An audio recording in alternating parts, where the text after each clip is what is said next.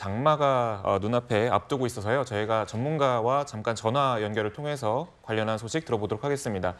제주도에 올해 첫 장맛비가 내리기 시작을 했습니다. 오늘은 남부와 충청, 내일은 전국에 장맛비가 쏟아진다고 하는데요. 네, 이번 장마의 특징은 무엇이고 또 어떻게 대비해야 할지 맹소영 웨더 커뮤니케이션즈 대표 연결해 자세한 내용 알아보겠습니다. 네, 대표님 안녕하십니까? 네, 안녕하세요. 네, 감사합니다. 자, 이번 장마는 전국에서 동시다발로 시작되는 게 특징이라면서요?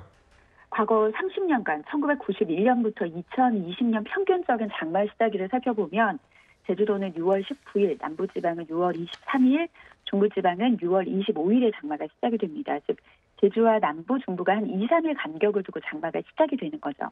근데 올해에는 제주도하고 남부지방은 장마 시작이 한 3일에서 5일 정도 늦었지만 중부지방은 예년과 비슷한 시기에 동시다발적으로 시작이 됩니다. 일단 장마 전선은 남쪽에 덥고 습한 공기덩어리가 한반도 상공을 차지하고 있는 차고 건조한 습한 공기들을 밀어버리는 공기덩어리 간의 싸움인데 보통은 장마철 초반에는 이 남쪽의 뜨거운 공기가 세력이 세지 않아서 중부지방까지 정체전선을 북상시키는 경우가 드뭅니다. 그런데 간혹 이번처럼 발달한 저기압이 정체전선과 결합할 경우에는 이 정체전선을 활성화시키면서 중부지방까지 세력을 확장할 수 있거든요. 2014년과 2021년 7월 장마가 그랬습니다. 그런데 특히 이렇게 저기압과 동반해서 북상하는 정체전선의 경우에는 비바람이 강하게 발달하고요. 그리고 이 공기 간의 대립, 대기 불안정까지 심해져서 좀 더 좁은 구역에 많은 양의 비가 짧은 시간에 집중되는 그런 집중호우의 형태를 갖출 가능성, 패턴이 크기 때문에 대비가 필요합니다. 네, 지난달 이 한 날씨 예보에서 7월과 8월 이 서울에 거의 매일 비가 올 거라고 예측하면서 화제가 된 적도 있었는데요. 특히 올해 장마는 비가 많이 올 거란 예보가 있던데 그 원인 뭐라고 한마디로 정리해 주시겠습니까? 일단 현재 발전된 기상과학에서 예측이 가능한 기간은 약 이제 중기예보, 보통 우리가 열흘 예보라고 하는데요. 향후 열흘까지 예보에 한계가 있습니다. 그러니까 이것은 우리나라 기상청의 한계가 아니라 전 세계가 그렇습니다. 그러니까 자세한 강수량의 구체적인 정보, 양 이런 것들도 사실은 오늘부터 72시간에 해당되는 오늘, 내일, 모레의 단기 보상이 가능하고요.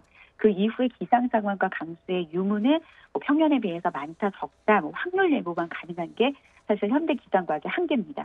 그렇기 때문에 장마의 양이 총 얼마나 되냐, 기냐 이런 것들도 사실은 현대 과학상에 알 수는 없거든요. 그런데 이제 요즘에 이상기후로 피해도 크고 걱정도 많아서 이런 정보에 관심이 많지만 사실 이런 의미 없는 궁금증 자체가 사실 7월과 8월에 매일 비가 온다라는 괴담에 주목하게 만드는 것 같습니다. 그러니까 기후변화에 두드러진 특징이 과거 경험으로 학습된 예보의 예측 시스템까지 무너뜨리는데요. 그래서 기상청은 늘 초긴장하고 즉시적인 기상 상황에 대응하기 위해서 수시로 브리핑을 해서 상세 기상 상황을 전달하고 있습니다. 그래서 너무 먼 미래의 걱정보다는 예측의 확률이 높은 단기간의 미래에 좀 대처를 해서 큰 피해를 입지 않도록 대응하는 그런 마인드가 필요하지 않을까 싶습니다.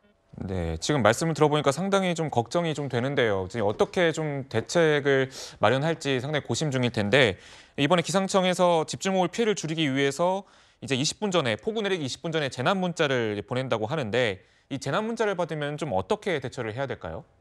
맞습니다. 이 올 여름부터는 1시간에 50mm 이상, 3시간에 90mm 이상의 극단적인 폭우가 예상이 되면 최소 20분 전에 기상청이 행정안전부나 지방자치단체를 거치지 않고 바로 위험 지역에 재난 문자를 송출하는 체계를 올해 6월부터 수도권부터 이제 시범 운영하기로 했는데요. 보통 시간당 50mm 강수 체감이 좀 힘드실 겁니다. 보통 5mm의 비, 우산 없이 뛸 수 있거든요. 시간당 10mm의 비부터는 우산 꼭 필요하고요. 시간당 20mm 비에서는 우위나 장화, 우산 쓰고도 비를 맞을 수가 있습니다. 그러니까 시간당 50mm의 비는 양동이로 퍼붓는 수준의 아주 강도 높은 비, 침수 피해가 충분히 발생할 수 있는 상황이라는 겁니다. 그런데 이런 비가 예상되는 상황에서 20분 전의 재난 문자는 물론 상황에 따라 다르기는 하겠습니다만 어떠한 조치를 취하기보다는 대비의 목적을 두고 행동하는 게 좋겠습니다.